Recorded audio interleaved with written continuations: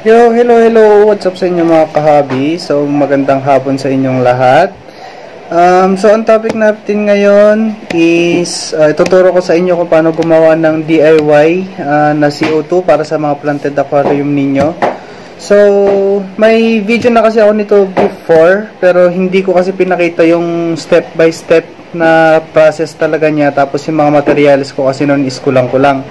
Yan, so para sa ngayon, sa video natin ngayon, papakita ko sa inyo kung ano na yung mga materials na ginagamit ko. Popost ko rin somewhere dyan sa screen natin kung saan ko nabili yung mga materials. So, shout out nga pala kay Sir Harvey. Ayan, so request kasi niya to, nagpapagawa siya ng DIY CO2. So, isasabay ko na lang din sa inyo. Tapos, ipopost ko na rin kung magkano yung total na nagastos ni Sir Harvey para sa project na ito. Para sa mga gustong mag-DIY lang tapos hindi pa afford ang commercial na CO2 tank. Ayan, so para sa inyo to. Sana may matutunan kayo. So before we start, alam niyo na mga kaibigan, intro.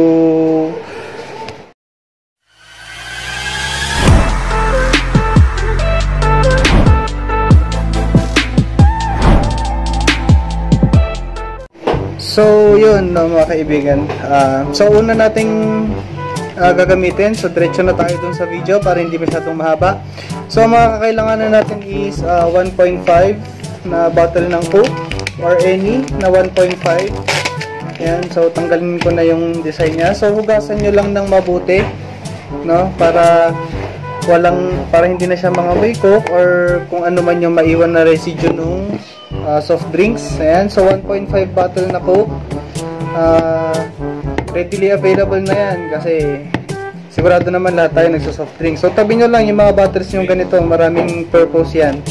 So 1.5 bottle, brown sugar ang gamit ko. So ito nasa 20 to 25 pesos lang yung 500 grams ng brown sugar. So hindi naman lahat ito magagamit. So, mga kalahati lang siguro nito. Yung kalahati pwede nyo pang itabi, pang kape, bahala na kayo dyan. Basta kalahating brown sugar, 250 grams. 20 to 25 pesos yung ganito, half kilo. Next naman is, gumagamit din ako ng air controller. Ayan, so nabili lang namin to sa local pet shop namin dito sa area namin.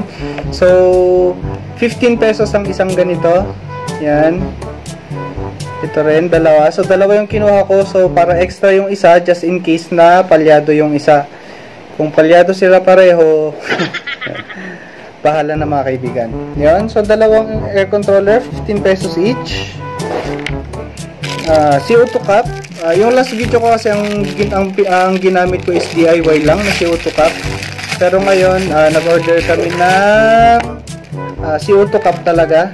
Ayan. So, umorder ako ng dalawa para kay Sir Harvey. Ayan. So, dalawa rin, just in case. Para lagi tayong may extra. So, ang presyo naman nito sa Shopee. Sa Shopee namin siya kinuha eh. So, worth nasa less than 60 pesos lang siya. Ayan. So, popost ko mamaya yung shop. Kung saan shop ko siya nakuha. Ayan. So, less than 60 pesos lang siya. Dalawang kinuha ko. Just to be sure na may extra tayo. Next naman is syempre air hose. Ayan. So bumili rin ako ng mahaba. So ang air hose naman dito dun sa local fish store na pinagkukuhan na namin is 10 pesos per meter siya. So kumuha ako ng 4 meters as per request ni Sir Harvey kasi gusto daw niya yung medyo may extension. So titignan natin kung paano. Ayan. So air hose 10 pesos per meter siya. Tapos, yeast. Siyempre, kailangan natin ng yeast. Any kind of yeast, pwede siya. Yung ginagamit sa pang-bake, mga ganon. So, ang specific brand po na gamit ko is Eagle. Ito siya. Eagle. Ayan. Kung mapapansin nyo, bawas-bawas na siya kasi ito nga yung ginagamit ko for my DIY CO2. Ayan. Ano pa ba? Siyempre, container kung saan tayo maghahalo, spoon, and of course, tubig. And so, dito na lang ako naglagay ng tubig para madaling salukin. Wala na kasi akong nalagyan. So, let's go! Ayan. So, sa first step ng mga kahabi na ginagawa ko, syempre, pe-prepare nyo muna yung water bottle nyo. Linisin nyo siya. Pwede nyo namang iwan yung tag kung gusto nyo. Pero ako, tinatanggal ko kasi siya. So, nirinse ko na to ng mabuti. Kung mapapansin nyo yan, medyo basa pa. So, linisin nyo lang siya ng mabuti. Huwag nyo sasabunin. Running water lang. Tapos, shake nyo lang hanggang mawala lang yung mga tawag dito. Yung mga naiwan na contents ng Coke. Yan. Make sure na hindi rin siya amoy Coke. Ewan ko kung may effect yun. Pero mas gusto ko kasi yung malinis. Yung wala na siyang amoy. Tapos, next is, titimplahin natin yung yeast. So, yung sa measurement ng yeast, hindi ko sure kung paano ko sasabihin yung exact na sukat na ginagamit ko dito, pero ito kasi yung gamit kong spoon. Ayan, so basis nyo na lang yung kamay ko. So parang tablespoon siya, yung party spoon. Ayan. So ang ginagamit ko lang na yeast is ganyan lang karami. Ayan, yan. Kung ano yung red na yan. Yan, tapos hindi siya overflowing, yung tamang flat lang siya. Ganun lang karami. Ayan, so titimplahin na natin yung yeast.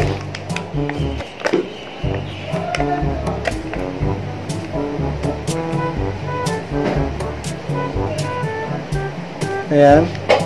Ewan kung kita siya. Try natin.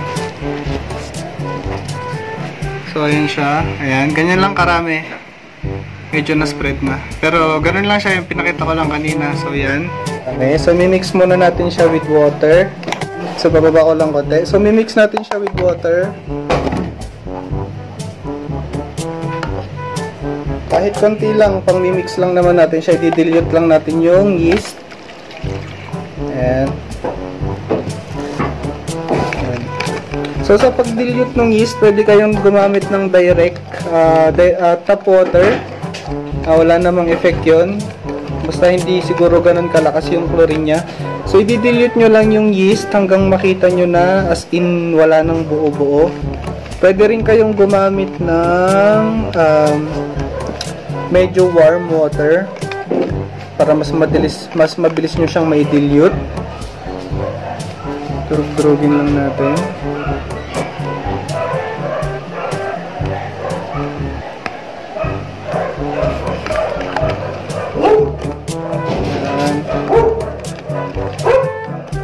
So itong mixture ko na to, bale yung last kasi na tinimpla ko, hindi ko pa siya napapalitan. So more than 2 months na siya, mag 3 months na, hindi ko pa pinapalitan.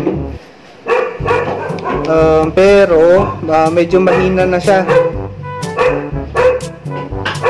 So sasabay na rin siguro ako dito sa ginagawa ko. Gagawa rin ako mamaya ng pang personal use ko naman. Pero same timpla lang din. So ano yung timpla ko sa doon sa last na ginawa kong DIY na CO2, yun din yung gagawin ko ngayon. Ayan. Ayan. So kung mapapansin nyo, ayan, ilalim niya, may konti pa pero hindi nagaano. Ayan. Ayan. So diluted na siya. Ganyan lang. Make sure nyo lang na wala nang buo-buo, no, para mas madali siyang mag-activate. Yan, tapos hindi rin mamatay agad yung yeast.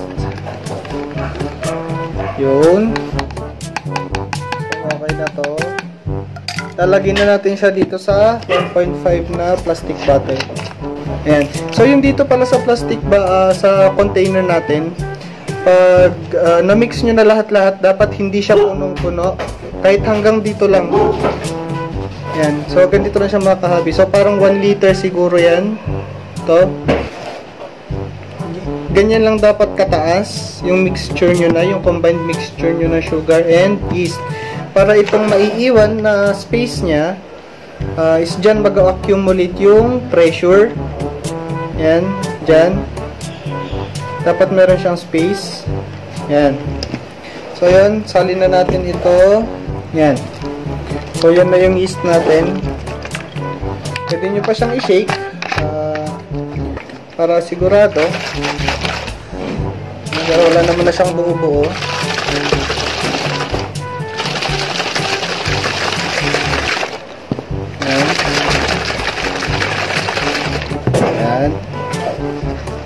So next naman natin is yung sugar. Ayan. So ito yung medyo, yung sa sugar, dito kayo medyo matatagalan, lalo na kung hindi rin kayo gagamit ng warm water kasi medyo matagal i-dilute ang brown sugar. So half ang gagamitin ko dito. Estimate na lang natin na 250 grams. Ayan. So itong buong to, kukunin ko yung kalahati. Ayan. So dito na rin natin i-mix.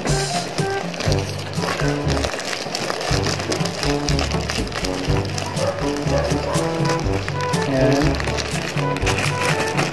Kunti pa. Ayan. Yun. So, approximately 250 grams yon yung nagamit ko. Tama ba? Approximately 250 grams yan. So, may pangkape pa ako mamaya. Tabi na natin to. Water ulit. Oops, tabi muna natin. Baka mabasa ang ating yeast. So, yung sugar naman, medyo yung sa pagtitimpla ng sugar, mas okay na medyo sobra yung tubig nyo para at least hindi siya mag-caramelize. Pero I'm not sure, siguro mas maganda kung caramelized yung sugar kasi mas matagal siyang i-break down nung yeast siguro. Pero ewan ko, susubukan natin experiment sa susunod. Pero for the meantime, yung timpla muna na, ay, yung original na timpla ko na lang muna. Ayan, so lagyan natin ulit ng water.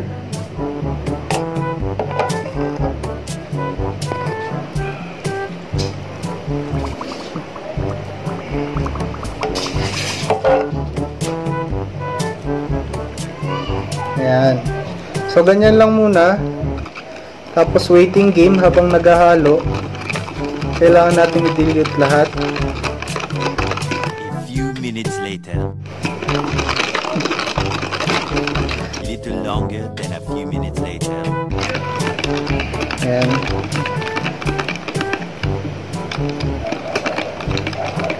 Ayan. Salin na natin siya ulit.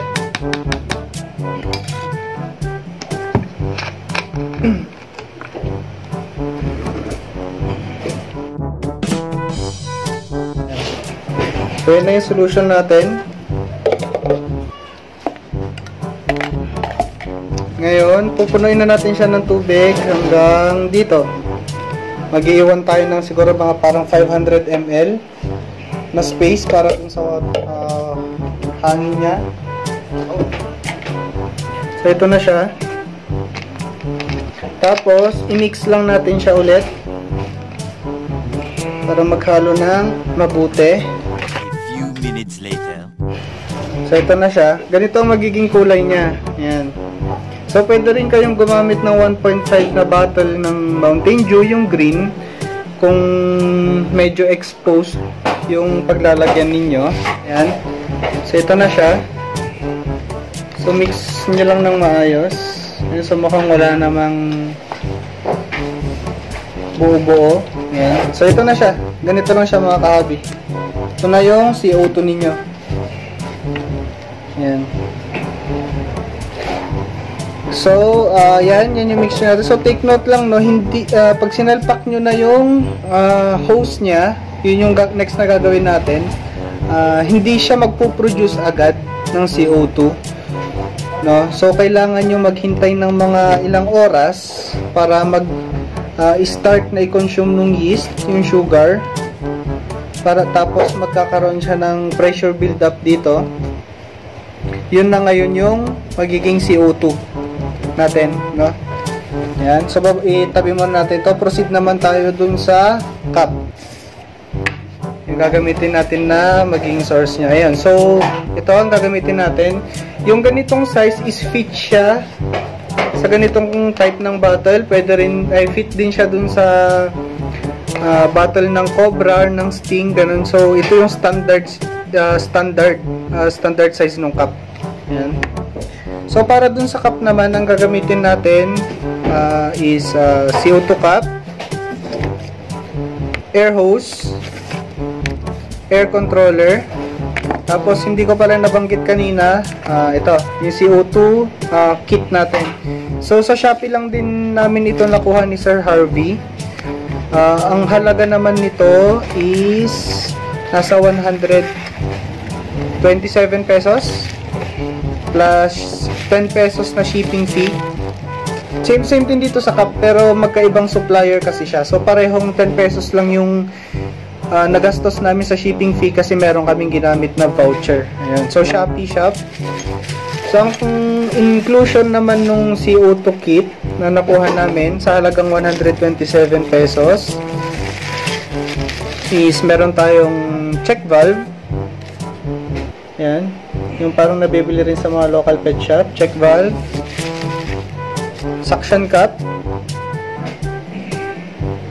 Ayan, para dun sa pagtitikitan nyo, kung kunyari ito yung aquarium nyo, no, yung sa loob, ayan doon, para naka-in place yung diffuser.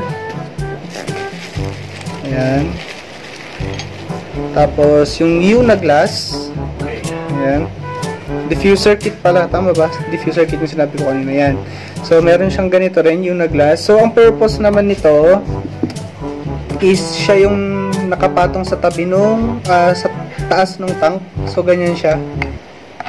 Ayan, ganyan. So, dito yung input. Labas siya dito. Ganun. Para hindi maipit yung hose kung sakali na ilalagay natin. Kasi syempre kung dinirect mo siya na hose, diba? Nakababayan, ganyan. Pwedeng mag-bend yung hose natin.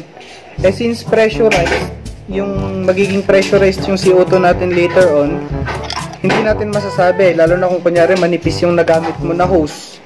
Pwedeng mag-build up dito yung CO2, pag naipit, puputok yung hose natin, mapupunit.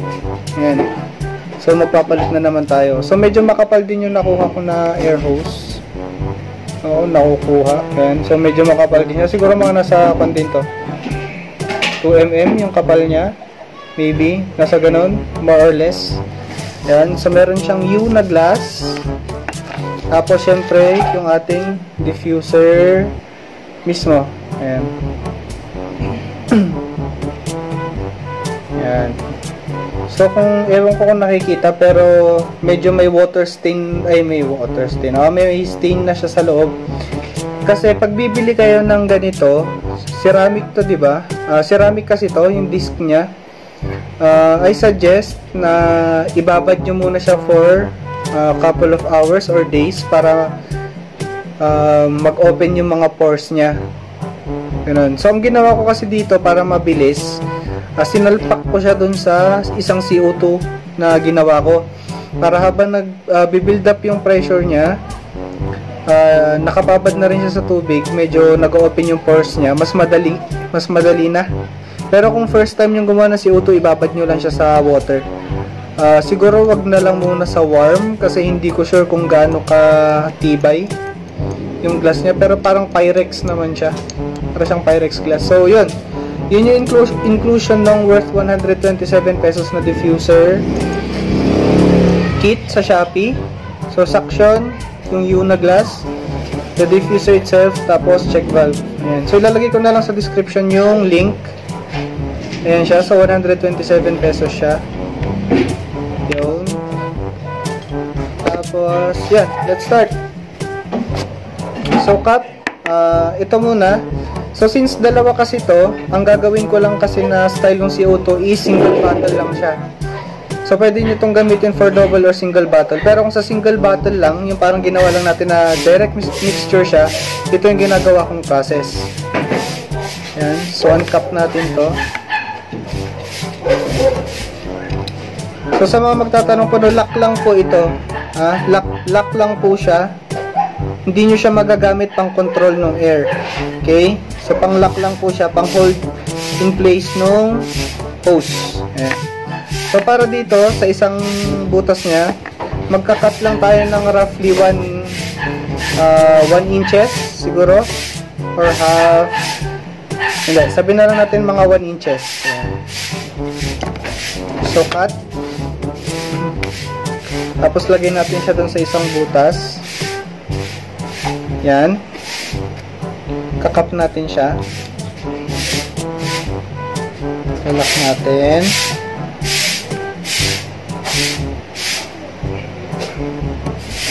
Yan. Yan na siya. Tapos, yung air controller na nabili natin. Yan. So, ano nga bang magiging purpose ng air controller, no? Check natin kung talagang legit na walang butas. Ayan. So, ang purpose nitong air controller kasi natin, para dito sa isa, since single cup lang yung, ay single bottle lang yung gagawin natin, siya yung magiging stopper nung pressure na lalabas dito sa kabila. Yan. Ganyan siya. So, single bottle style tayo ng CO2, ganito. So, ano naman ang perks nito pag ganito ang gagawin mo? Since nakaabang na to, kung dalawa ang tangke mo, pwede mong kabitan na lang ito ng hose ulit, tapos extrang diffuser na lang na pupunta sa tank number 2. Pero for now, siyang magsisilbi na magbablock ng pressure na lalabas dito. Ayan. So, yung second naman natin, dito naman sa second hole, dito na lalabas yung pressure na, yung CO2 natin. Dito na siya lulusot papunta dun sa tangke. So, cut tayo ng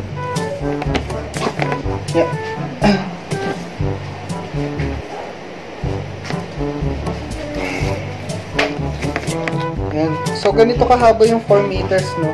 So, compare na lang natin dito. So, parang 1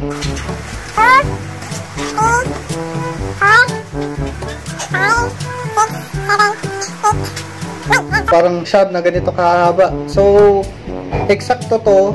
Tama. Yung isang ganito, sinukat ko na kasi kanina. Eksakto siya dun sa tangkad ng tank. Sa gilid, yung height niya. So, isang ganyan, more or less. Pero since mataas kasi yung bottle natin, ayan siya.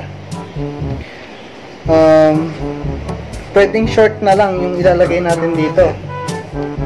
Baba ko siya konti. Ayan. Kita nyo ba? Ayan.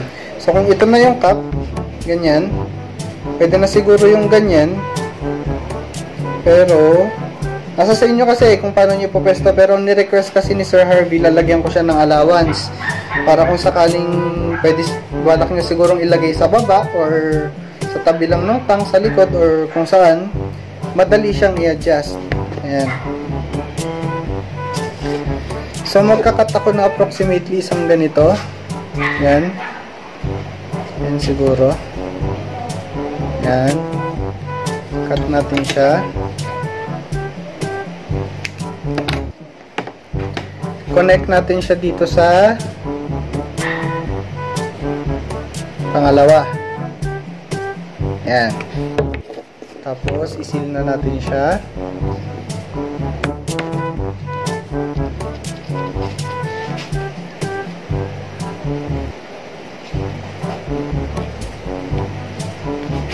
So, parang 12 inches, no? Parang approximately more or less 12 inches yung haba nito. Yung unang wire na hose na ginawa ko. Yan. So, lock in place na siya. Tapos, sa dulo ng hose, dito natin ikakabit yung U. Ayun lang, mga kaibigan. Manipis pala siya. So, isasagad natin siya dito. Ayan. Ayan. Ayan. So, ganyan siya. Ayan. So, ite-testing natin to kung hindi siya magli-leak ng pressure dito mamaya. Pero, may parang naman kasi siya dito eh. Parang ito yung magiging stopper niya. Hindi doon sisikip yung hose. Yan. So, tulad nung sinabi ko kanina, ito, dito siya pupunta sa gilid. Yan, ganyan. Ganyan siya kahaba. Yan. Ngayon naman, ang next natin is another, more or less, isang ruler, 12 inches or more. Yan, ganyang kahaba. Ulit. So, ganyan na lang, 12 inches. Siguro. Yep. Cut natin ulit. Tapos dito na natin ilalagay yung sa diffuser mismo.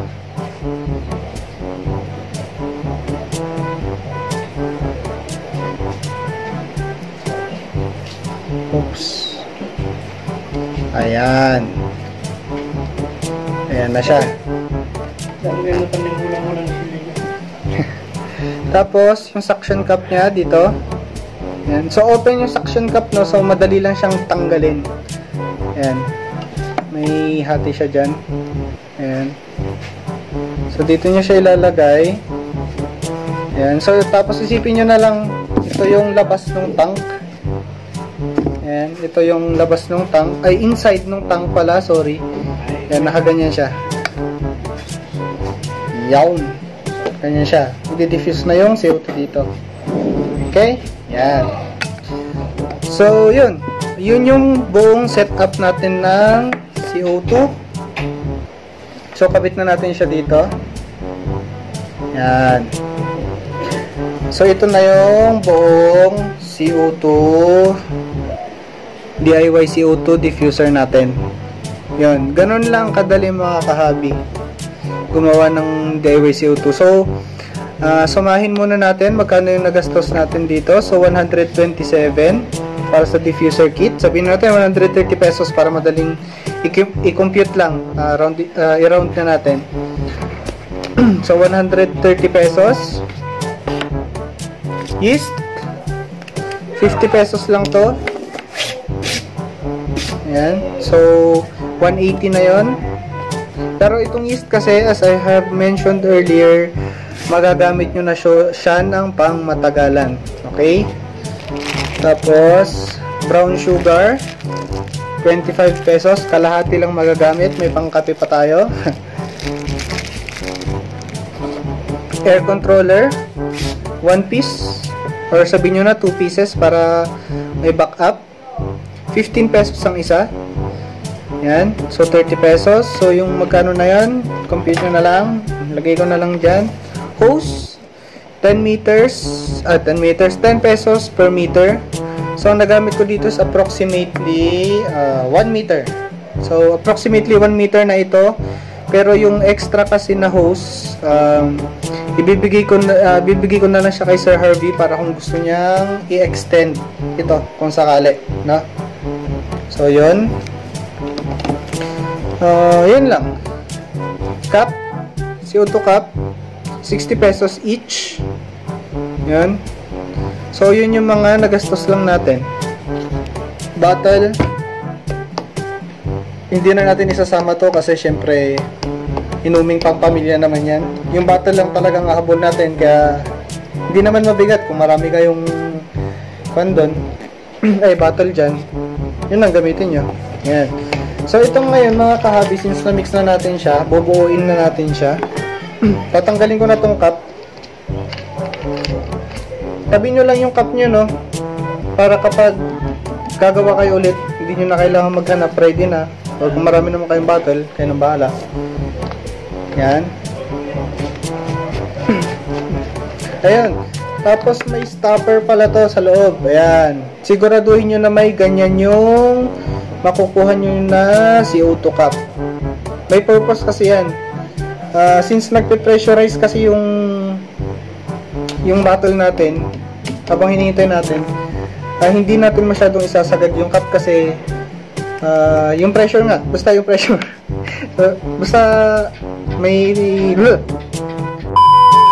ayan. Basta pag nagpe-pressurize kasi yung nasa loob, pwedeng mag-expand yung cup. So, hindi natin siya masyadong sisikipan. Yung tamang masikip lang. Pag naramdaman na natin nakapit na siya dun sa rubber, all goods na yun. Kasi, pag tumatagal din yung cup, bumibigay din. Kasi, syempre, hard plastic lang din siya. So, ikakabit na natin siya.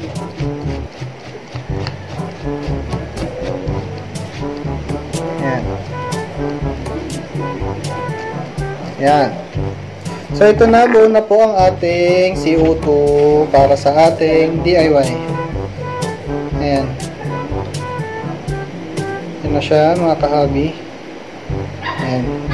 So, hihintayin ko muna to ng mga ilang oras kasi yung last is parang sabihin mo ng minimum of 4 hours to 12 hours ka maghihintay para mag-build up yung pressure dito, mag-start mag-mix yung yeast and yung sugar. Pero magsisingit na lang ako ng video kung saan dyan kung anong itsura ng diffuser kapag dinidiffuse na niya. So kapag pressurized na siya.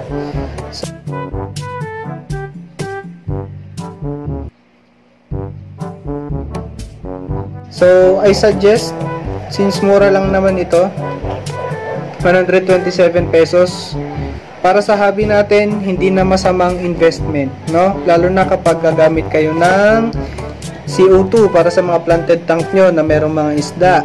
Yan. So pa-bonus natin, no? Bakit nga ba kailangan natin gumamit ng diffuser?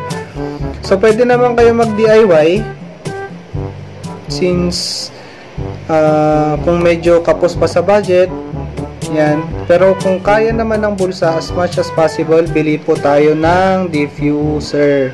Kasi ang purpose po nito is pino niyang ilalabas yung CO2. Ngayon, ano ang advantage niya? Bakit pino? Ngayon, pag pino kasi yung bubbles, no, sobrang liit niyan. Mas maliit yung bubbles, mas matagal siyang magre-reach sa taas ng tank. Imagine niyo ito yung tank niyo, no? Ayan, yung water. Example. Ay, kita kasi doon. Ayan. Ayan, imagine niyo ito yan. Ngayon, yung bubbles, kapag pino yan, dahan-dahang aakyat yan. Ngayon, bago nyan ma-reach, yung nasa taas, yung pinaka-bottom ng water line ninyo, magpa-pop na yan sa loob ng aquarium mismo. Yun yung hinahabol natin ng mga kahabi. Dapat sa loob ng water puputok yung CO2 bubble para yun yung magsispread ng CO2 dun sa buong aquarium, mas masisipsip ng halaman yung CO2 natin. Ngayon, may mga nakita kasi ako na airstone yung ginagamit nila. Masyadong malakas kasi yung buga nun, tapos sayang. So yun, no, so sayang siya kasi yung bubbles niya sa taas na siya nagpa-pop. Kumbaga hindi siya nare-release sa tubig, nare-release siya dun sa labas na nung aquarium. So kung malakas kung ganun ang case na mangyayari, walang silbi yung CO2 natin. Sabi natin siguro may mga kakalusot na CO2, may ma-absorb pa rin sa water, pero hindi na siya ganun ka-efficient, no?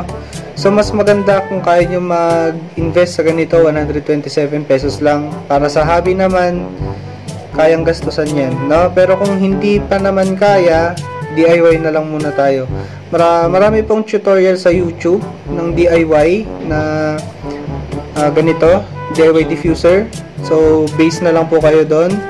So yun, try ko kayong i-update mga kahabi dun sa magiging result nito since nasa 40 minutes na tayo. Yan. So yun, success. Hintayin ko na lang mag-produce ito ng CO2. Hintayin na lang natin siya, 4 hours minimum, 12 hours max siguro. Kung hindi pa siya nag-produce by then, either possible siguro na kulang yung yeast or may mga namatay dun sa yeast, or kung sobrang hina naman, same scenario, baka kulang yung yeast. Pero I suggest wait 24 to 48 hours dito kasi since DIY lang nga siya, matagal, no? So yun lang mga kahabi, Sir Harvey, palitan kita 24 to 48 hours. Check lang natin. Pag ito bumula na, sayo na. Yan. So yun mga kahabi, sana nag-enjoy kayo. Mabot na tayo ng 40 minutes. Sana napagpasensyahan nyo ang video na ito kasi gusto ko talagang step by step natin ginawa. Kung hindi nyo naintindihan or medyo may magulo sa explanation ko, comment nyo lang para ma-improve natin ang ating content. open naman tayo sa suggestions. Yan. So, thumbs up, thumbs up. Thumbs up nyo dyan sa baba. Yung subscribe button, click nyo na rin. Pati yung notification bell. Yan, no? Para updated kayo. So, maraming salamat mga kahabi. Yun lang sa araw na ito. Part 2 na lang siguro yung update natin dito. So, yun na lahat. Paalam. Sa signing out.